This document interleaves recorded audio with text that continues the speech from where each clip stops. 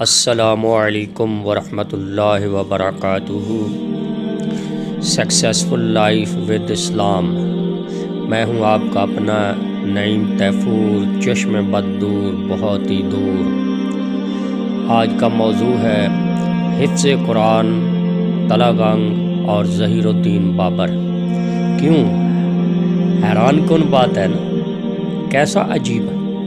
بالکل بھائیو، واقعی دیکھنے میں یہ بات عجیب ہے، لیکن آپ اس کا تعلق یوں جانیے کہ 1570 کے اوپر نیچے جب ظہیر الدین بابر ہندوستان آیا اور لاہور پہنچا، فتح لاہور کے بعد لوگوں نے اسے بتایا کہ بابر بادشاہ، ہمارے شہر میں ایک محلہ ایسا بھی ہے جس ایک محلے میں 3000 حافظ قرآن موجود ہیں۔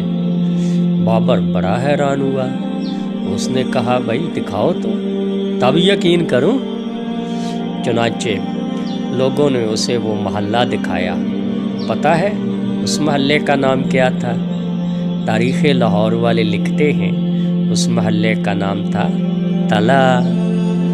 بالکل اسی طرح تے، لام اور ہے جیسے آپ کے اپنے تلہ گنگ میں ہے۔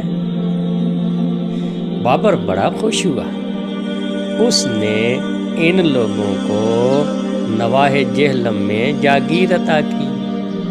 بھائی جہلم تو بہت دور ہے، تلہ گنگ اور جہلم میں تو بڑا فاصلہ ہے۔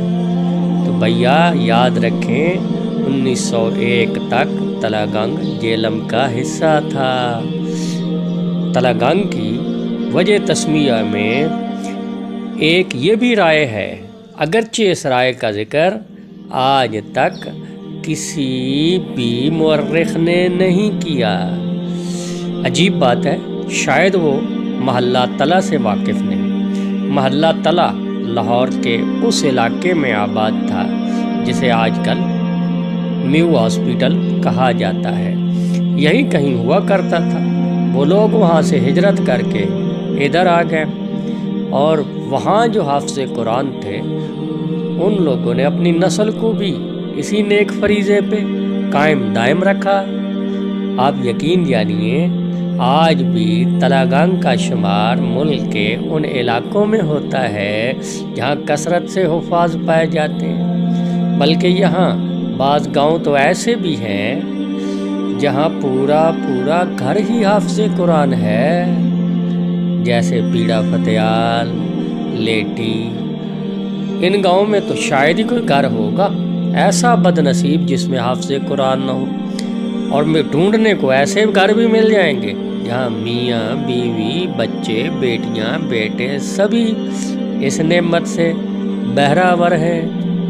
تو بھائیو، حفظ قرآن کا تلہ گنگ کے ساتھ یہ ایک خاص تعلق ہے۔ اسی وجہ سے اس علاقے کو آوان کاری بھی کہا جاتا ہے، کیونکہ یہاں کثرت سے آباد قبیلہ آوان ہے اور قراء حضرات کی کثرت ہے۔ جو بھی تلہ گنگ کا ہے وہ تو اسے ضرور لائک اور شیئر کرے گا، اور جو نہیں ہے وہ اس دعا کے ساتھ لائک اور شیئر کرے کہ اسے اللہ تعالیٰ حفظ قرآن کی سعادت سے بہرہور فرمائے۔ والسلام علی الخیر۔